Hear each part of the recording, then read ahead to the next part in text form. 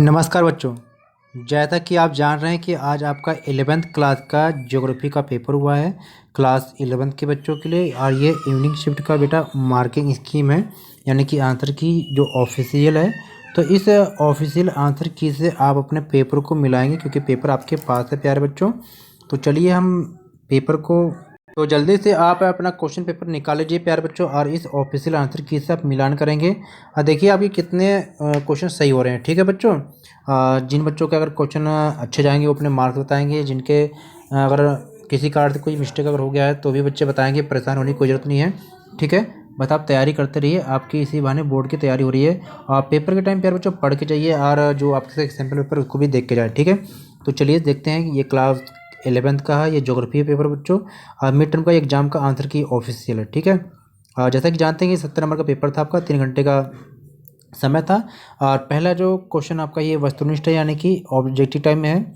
तो पहले क्वेश्चन में आपका आंसर आपको यहाँ पर देखा कि पटल निरूपण व ज्वालामुखी ये था।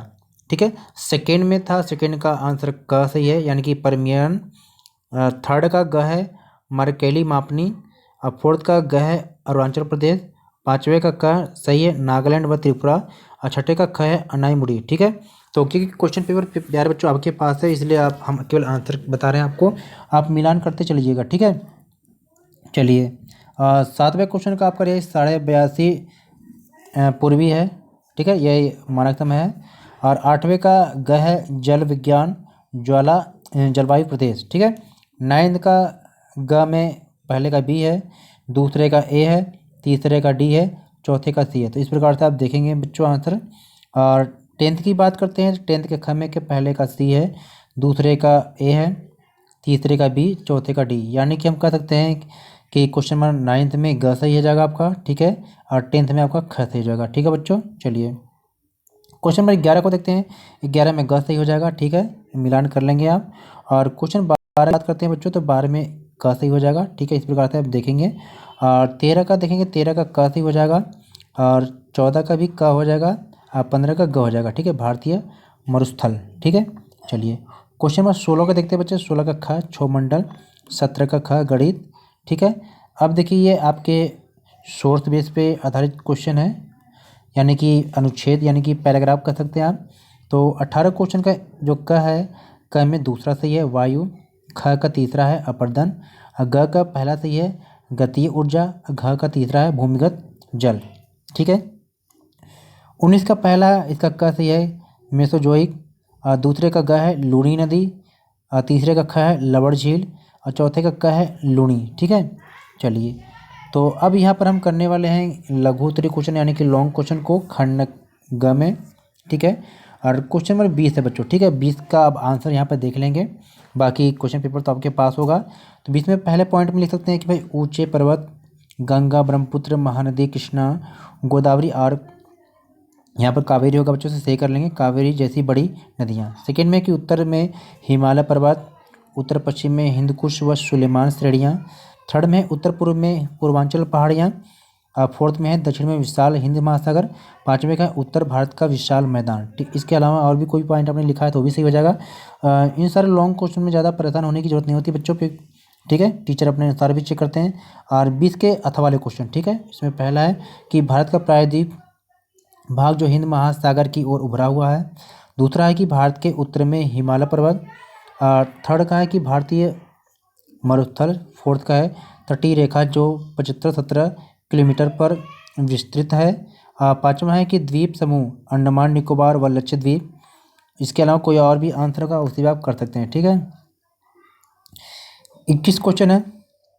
21 का पहला कि हिमालय नदियों का उद्गम स्थान हिमालय पर्वत व प्रायद्वीपीय नदियाँ मध्य उच्च भूमि से निकलती हैं।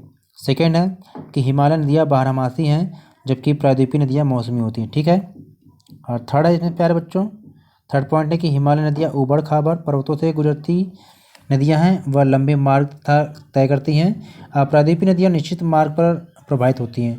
और कोई इसके अंदर और भी पॉइंट है तो लिख लेंगे। ये हमको लग रहा है कि प्यारे बच्चों हिमालय से निकलने वाली नदियाँ और प्रायद्वीपीय नदियों में ये अंतर है। ठीक है, क्वेश्चन 22 को देखते हैं प्यारे बच्चों। 22 में पहले पॉइंट में लिख सकते हैं आप कि शैलों का अवक्षय अति महत्वपूर्ण है, क्योंकि मूल्यवान खनिज जैसे लोहा मैग्नीज तांबा के अयस्कों के समृद्धिकरण में सहायक। दूसरे पॉइंट में इन खनिजों के संकेंद्रण व संग्रहण में सहायक, मृदा निर्माण जैसी महत्वपूर्ण प्रक्रिया के लिए अति आवश्यक। चौथे पॉइंट में अर्थव्यवस्था में प्रत्यक्ष व अप्रत्यक्ष रूप से क्या है, महत्वपूर्ण है। इसके अलावा भी कोई भी पॉइंट लिखा आपने तो भी सही हो जाएगा। तो 22 में अथवा वाला क्वेश्चन देखते हैं। यहाँ पर कुछ बच्चों ने ये भी किया होगा। तो इसमें पहला है कि स्थलाकृति मूल पदार्थों के अनावृत होने को सूर्य की किरणों के संबंध में प्रभावित करती है। दूसरे में है कि तीव्र ढालों पर मृदा छिछली तथा सपाट व उच्च क्षेत्रों में गहरी होती है। और थर्ड पॉइंट में है कि निम्न ढालों जहाँ अपरदन मंद तथा जल का परिश्रवण अच्छा रहता है, मृदा निर्माण अनुकूल होता है। चौथे में है कि समतल क्षेत्रों में चीका मिट्टी के मोटे स्तर का विकास हो सकता है। कुछ अन्य भी पॉइंट है तो उसको भी लिखेंगे।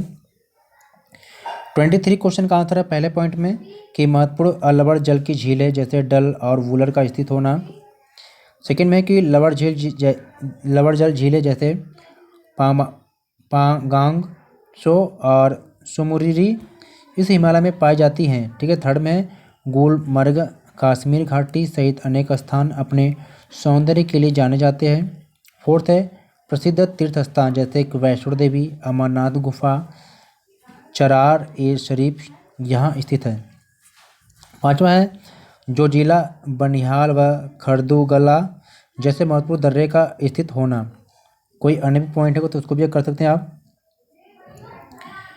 और खंड घ है दीर्घ उत्तरीय प्रश्न है। 24 का पहला है कि गोदावरी सबसे बड़ा प्रायद्वीपीय नदी तंत्र है। इसे दक्षिण गंगा के नाम से भी जाना जाता है। सेकेंड में किया महाराष्ट्र में नासिक जिले से निकलती है और बंगाल की खाड़ी में जल विसर्जित करती है, यानी कि बंगाल खाड़ी में जाके मिल जाती है। तीसरे पॉइंट में किसकी सहायक नदियाँ महाराष्ट्र, मध्य प्रदेश, छत्तीसगढ़, उड़ीसा और आंध्र प्रदेश राज्यों से गुजरती हैं। चौथे पॉइंट में इसकी मुख्य सहायक नदियों में पेनगंगा, इंद्रावती, प्राणहिता और मंजरा है। पाँचवें में कि गोदावरी एक सदृश प्रपात की रचना करती है। छठा है कि इसके डेल्टाई भाग में ही नौ संचालन संभव है। ठीक है। इसके अलावा कोई भी पॉइंट है बच्चों तो भी आपका सही हो जाएगा। ठीक है। चलिए क्वेश्चन 25 को देखते हैं। 25 का आंसर यहाँ पर दे रखा है कि प्रायद्वीपीय पठार को 3 भागों में बांटा जाता है, दक्कन का पठार, मध्य उच्च भूमि और उत्तर पूर्वी पठार। ठीक है। तो इस प्रकार से आप देखेंगे जैसे ये भारत का जब मैप देखते हैं ना तो यहाँ तो आपका दक्कन का पठार हो गया, ऊपर ये बीच का ये मध्य उच्च भूमि हो गया, ये आपका क्या है उत्तर पूर्वी पठार हो गया। ठीक है। चलिए इसकी जो दक्कन पठार की विशेषताओं में लिखना है यहाँ पर पहला है कि इसके पश्चिम में पश्चिमी घाट, पूर्व में पूर्वी घाट और उत्तर में सतपुड़ा, मैकाल व महादेव की पहाड़ियाँ हैं। ठीक है। दूसरे में है कि पश्चिमी घाट को अन्य नामों जैसे कि महाराष्ट्र में सह्याद्री, कर्नाटक में नीलगिरी व केरल में अन्नामलाई से के नाम से जानते हैं। ठीक है। तीसरे पॉइंट में कि प्रायद्वीपीय पठार की सबसे ऊंची चोटी जो है अनाईमुड़ी है, जो पश्चिमी घाट की अन्नामलाई पहाड़ियों में स्थित है। ठीक है। चौथे पॉइंट में कि पूर्वी घाट अविरत नहीं है, कावेरी, महानदी, कृष्ण नदियों द्वारा अपरदित है। ठीक है। यानी कि जो पूर्वी घाट है तो ना यहाँ पर बहुत सारी नदियाँ बहती तो इसलिए कि कटा छटा ये है। पाँचवा में कि यहाँ कुल पहाड़ियाँ जावादी, नल्लामाला या महेंद्रगिरी हैं। ठीक है। और ये है कुछ अगला क्वेश्चन भी है जो आपके कह सकते हैं कि 25 का अथवा वाला क्वेश्चन है बच्चों यहाँ से। ठीक है। यहाँ से देखेंगे क्योंकि बहुत सारे बच्चों ने ये भी क्वेश्चन किया होगा। तो दार्जिलिंग व सिक्किम हिमालय के पश्चिम में नेपाल हिमालय और पूर्व में भूटान हिमालय है। सेकेंड में है कि यहाँ तेज बहाव वाली तीस्ता नदी बहती है और कंचनजुंगा जैसे ऊंची चोटियाँ और गहरी घाटियाँ पाई जाती हैं। तीसरे में है कि इन पर्वतों के ऊंचे शिखरों पर लेप्चा जनजाति और दक्षिणी भाग में मिश्रित जनसंख्या पाई जाती है। चौथे पॉइंट में कि यहाँ अंग्रेजों ने चाय के बागान लगाए थे। पाँचवा यहाँ द्वार स्थलाकृति पाई जाती है। छठा है कि यहाँ अनेक आर्किडी व स्मरण स्थान हैं। ठीक है। क्वेश्चन नंबर 26 है, इसका आंसर देखते हैं। तो जलगर्तिका क्या है? तो पहाड़ी क्षेत्रों में नदी तल में अपरदित छोटे चट्टानी टुकड़े छोटे गर्तों में फंसकर वृत्ताकार रूप में क्या घूमते हैं, जिन्हें जलगर्तिका कहते हैं। छोटे व उथले गर्तों के बन जाने पर कंकड़, पत्थर व गुलात्म इन गर्तों में एकत्रित हो जाते हैं और घूमते रहते हैं, जिससे इनका आकार बढ़ जाता है। दूसरा है अवनमित कुंड क्या होते हैं? जलप्रपात के जल में एक गहरे व बड़े जलगर्तिका का निर्माण होता है। जो जल के ऊंचाई से गिरने व उनमें शिलाखंडों के वृत्ताकार घूमने से निर्मित होते हैं। जलप्रपातों के तल में ऐसे विशाल व गहरे कुंड अवनमित कुंड कहलाते हैं। अथवा वाले क्वेश्चन में देख सकते हैं आप, जो अथवा वाला क्वेश्चन है इसमें आप देख सकते हैं कि भाई डेल्टा निर्माण प्रक्रिया। तो डेल्टा जो है जलोढ़ पंखों की ही भांति होते हैं, लेकिन विकसित होने का स्थान भिन्न होता है।